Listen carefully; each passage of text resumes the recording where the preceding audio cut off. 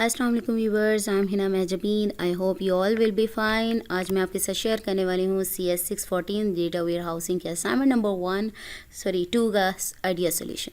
But idea solution share करने से पहले अगर आप मेरे चैनल पर न्यू हैं दैन प्लीज़ मेरे चैनल को सब्सक्राइब कर दें और बेल आइकन को क्लिक करना मत भूलिएगा ताकि अपकमिंग लेक्चर्स और डिफरेंट असाइनमेंट के आइडिया सोल्यूशन के नोटिफिकेशन आप तक पहुँच जाएँ।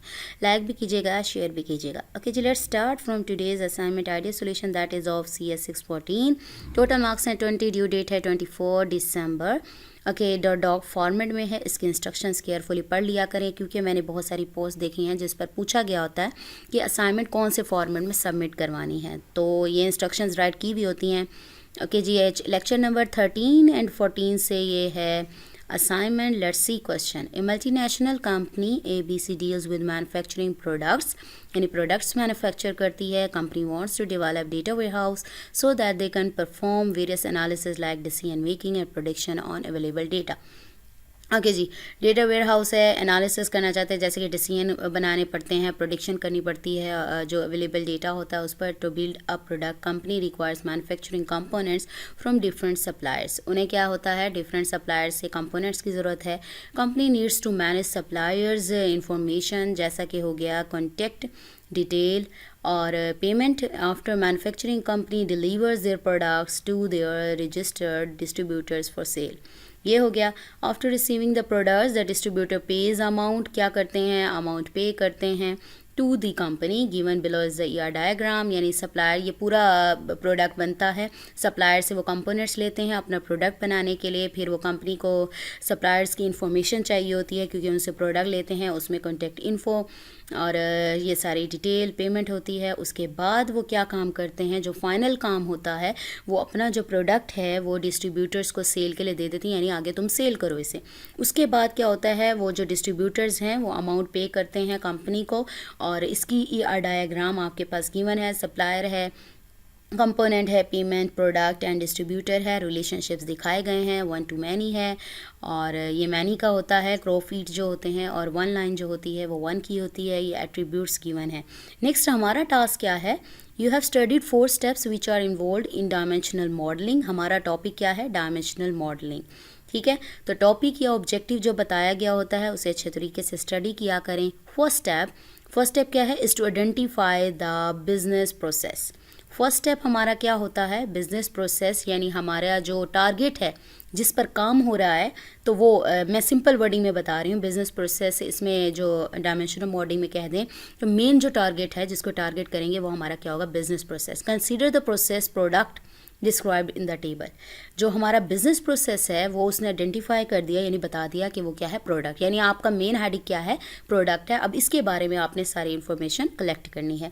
Apply the remaining steps of dimensional modelling to find out the grain facts and dimensions and then create a simplified star schema from the details mentioned in the above tables. Okay जी, एक step उसने बताया है, next step आप लोगों ने खुद apply करने हैं। मैं आप लोगों को हैंड आउट्स दिखा देती हूँ। ये लेक्चर नंबर बन रहा है 14, the process of dimensional modelling. इसके 4 स्टेप्स हैं। फर्स्ट है चूज़ द बिजनेस प्रोसेस, जो कि बिजनेस प्रोसेस उसने हमें बता दिया कि वो क्या है, प्रोडक्ट है। नेक्स्ट जो स्टेप्स हैं, चूज़ द ग्रेन आपने बताना है, चूज़ द फैक्ट्स बताने हैं, देन चूज़ द डायमेंशंस बताने हैं। फर्स्ट स्टेप अगर यहाँ पर देखें, चूज़ द बिजनेस प्रोसेस, वो हो गया हमारा प्रोडक्ट। ठीक है, नेक्स्ट हमारा जो स्टेप है इसको पढ़ लीजिएगा अच्छे से, चूजिंग द ग्रेन। अब सिंपल अगर मैं बता दूं आपको, ग्रेन आप कह सकते हो कि एक डिस्क्राइब करता है आपकी जो बिज़नेस प्रॉब्लम है विद सॉल्यूशन। यानी क्या है प्रॉब्लम, यानी हमारा प्रोडक्ट है और प्रॉब्लम क्या है। सपोज उसने कहा था कि अपना प्रोडक्ट बनाकर वो सप्लायर्स डिस्ट्रीब्यूटर्स को देता है सेल के लिए, कंपनी देती है, तो ये प्रॉब्लम थी और उसको क्या है, सेल के लिए दे दिया उसने, यानी पूरा कंप्लीट करके दे दिया, यानी वो ग्रेन हो जाएगा। ठीक है, ये मैं अभी आपको दिखा देती हूँ सोल्यूशन। नेक्स्ट इसकी एग्जांपल्स भी गिवन है, आप इसको अच्छे तरीके से रीड कर सकते हैं। नेक्स्ट स्टेप हमारा होता है फैक्ट्स का। फैक्ट्स क्या होते हैं, आपको जो क्वांटिटी फॉर्म में, यानी मेजरेबल क्वांटिटीज़ होती हैं, जैसे प्राइस हो गई, अमाउंट हो गए, टैक्सेस हो गए, और इस तरह के जो फैक्ट्स होते हैं, वैल्यूज़ होंगी वो आपकी numeric values continuously valued and additive होंगी, जिन्हें ऐड भी कर सकें। Additive quantity sold, amount, payment और प्राइस, इस तरह के जो होंगे वो क्या होंगे, हमारे फैक्ट्स होंगे। चूज़ डायमेंशन, डायमेंशन वो होंगे जो आपको ईआर डायग्राम में जो टेबल्स दिए हुए हैं आप वो उनको चूज़ करके राइट कर सकते हैं। नेक्स्ट हमारा होगा स्टार स्कीमा, वो भी मैं आपको दिखा देती हूँ। Let's see the answer file. Okay जी ओके इसको करीब से देखते हैं। नेक्स्ट हमारा, मैंने आपसे कहा था फर्स्ट हमारा जो स्टेप है वो हमारे इंस्ट्रक्टर यानी प्रोफेसर ने ही कंप्लीट कर दिया है। Choose the business process, here the, आप यहाँ पर लिख दें बिज़नेस प्रोसेस क्या है, इसको इस तरीके से आप लोग राइट कर सकते हैं। प्रोडक्ट है आपका बिज़नेस प्रोसेस, तो बिज़नेस प्रोसेस यहाँ पर क्या है, हमारा प्रोडक्ट।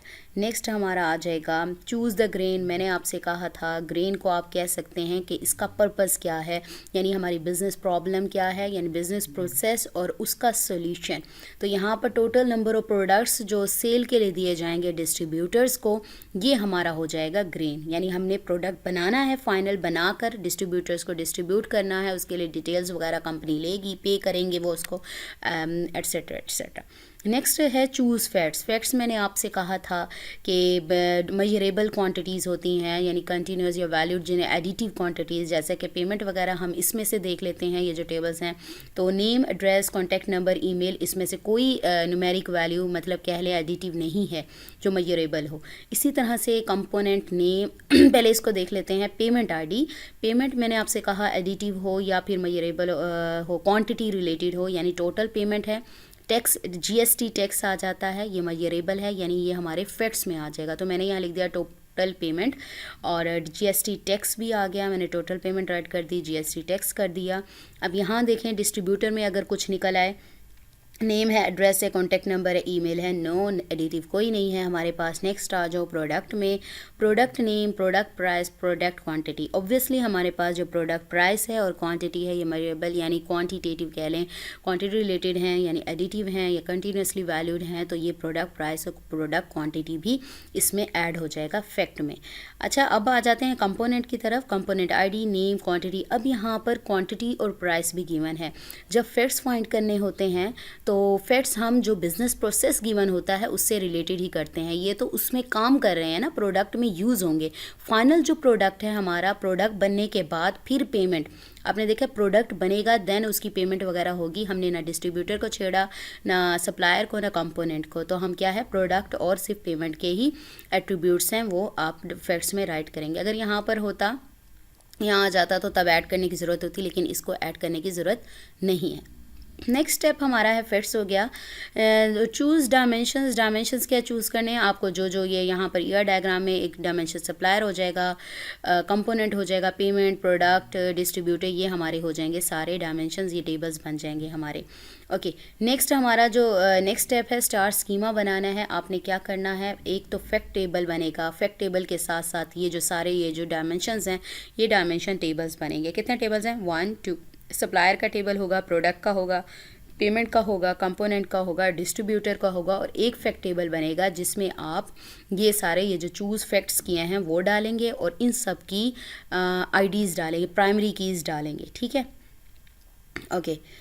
नेक्स्ट ये करेंगे हम, ओके मैंने ये फैक्ट टेबल बना दिया, सब टेबल्स की, कंपोनेंट टेबल की या कंपोनेंट की आईडी डाल दी, यहाँ पर कंपोनेंट आईडी डाल दी, सप्लायर डायमेंशन है, सप्लायर की आईडी डाल दी मैंने, ओके यहाँ पर डाल दी, और पेमेंट आईडी था, पेमेंट आईडी डाल दी, प्रोडक्ट डायमेंशन था, प्रोडक्ट आईडी डाल दी, और डिस्ट्रीब्यूटर आईडी था तो वो डाल दी मैंने।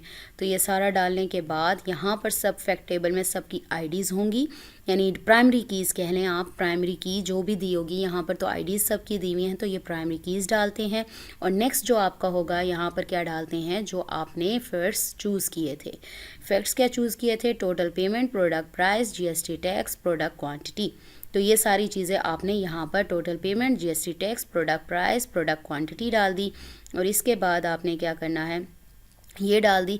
अच्छा, बाकी जो टेबल्स आपने ये जो एट्रीब्यूट्स वगैरह राइट किए हैं, याद रखिएगा जो यहाँ पर एट्रीब्यूट राइट कर दिए, सपोज करें इसके तो कोई भी एट्रीब्यूट राइट नहीं किया था, इसका भी एज इट इज़ एट्रीब्यूट रहेगा। प्रोडक्ट डायमेंशन में देखें क्या क्या दिया हुआ था, प्रोडक्ट डायमेंशन में था प्रोडक्ट आईडी था, प्रोडक्ट नेम था, प्राइस और क्वांटिटी था।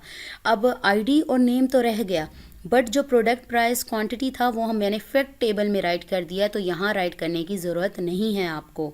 ठीक है, तो ये देखो यहाँ पर देखो प्रोडक्ट आईडी आ गया, product payment, sorry product ID, ये रहा प्रोडक्ट आईडी और नेम आ गया। बाकी जो थे प्रोडक्ट प्राइस और प्रोडक्ट क्वांटिटी था, यहाँ नहीं राइट किया, फैक्ट टेबल में ऑलरेडी आ चुका है, ठीक है, तो यहाँ राइट नहीं करेंगे आप। नेक्स्ट आ जाओ, ये तो मैंने आपको बता दिया था, इधर भी कुछ ऐसे एट्रीब्यूट नहीं थे जो इधर ऐड हो सकें। पेमेंट डायमेंशन की बात करते हैं। पेमेंट में क्या राइट किया हुआ था, पेमेंट ये रहा, पेमेंट में था पेमेंट आईडी था, टोटल पेमेंट थी, जीएसटी टैक्स था, तो पेमेंट आईडी तो रहेगा। टोटल पेमेंट और जीएसटी टैक्स मैंने फैक्ट टेबल में डाल दिया था, तो फैक्ट टेबल था हमारे पास, या फैक्ट्स जब चूज़ किए थे उसमें राइट किया था, मैंने आपको दिखाया भी था। ओके, यहाँ पर कर दिया टोटल पेमेंट और जो भी है जीएसटी टैक्स है वो डाल दिया। बाकी क्या बच गया, पेमेंट आईडी, आपने और कुछ राइट नहीं किया, ठीक है, ये आ गया आपके पास। नेक्स्ट आपने डिस्ट्रीब्यूटर आईडी है वो डायमेंशन है डिस्ट आईडी यानी प्राइमरी की डाल दी, लेकिन राइट करेंगे। बाकी एट्रीब्यूट्स इसमें से कुछ भी हमने चूज़ नहीं किया था। सब में 1 to many जो है रिलेशनशिप है 1 to many कर सकते हैं, क्रॉफीट यूज़ कर सकते हैं जैसे आपको आपके क्वेश्चन में गिवन है, तो इस तरीके से आप लोग राइट कर सकते हैं, बना लें इसे। ओके, याद रखिएगा ये सारा है। अच्छा, ये प्राइमरी कीज़ हैं तो मैं इसको अंडरलाइन कर देती हूँ, अंडरलाइन, ये हो गया अंडरलाइन, ठीक है। प्राइमरी कीज़ जो हो जाएंगी वो मेरी अंडरलाइन हो जाएंगी। ओके, ठीक है। सो हमने अपना जो असाइनमेंट का आइडिया सॉल्यूशन था वो कंप्लीट कर लिया है। 1 मिनट, ठीक है। तो प्राइमरी की है तो थोड़ा सा इसको करते हैं, ये प्राइमरी कीज़ हैं, प्राइमरी की को सबको बताया कि अंडरलाइन करते हैं, ठीक है। ये प्राइमरी कीज़ आ गई सारी। So we have completed our today's idea solution. I hope आप लोगों की हेल्प हो जाएगी, और ख़ुद बनाने की मोस्टली तो सेम का सेम ही जाएगी असाइनमेंट, लेकिन अगर कहीं चेंज कर सकते हैं तो आप चेंज कर लीजिएगा। मुझे अपनी दुआओं में याद रखिएगा, अपना ख्याल रखिएगा। टेक केयर, अल्लाह हाफिज़।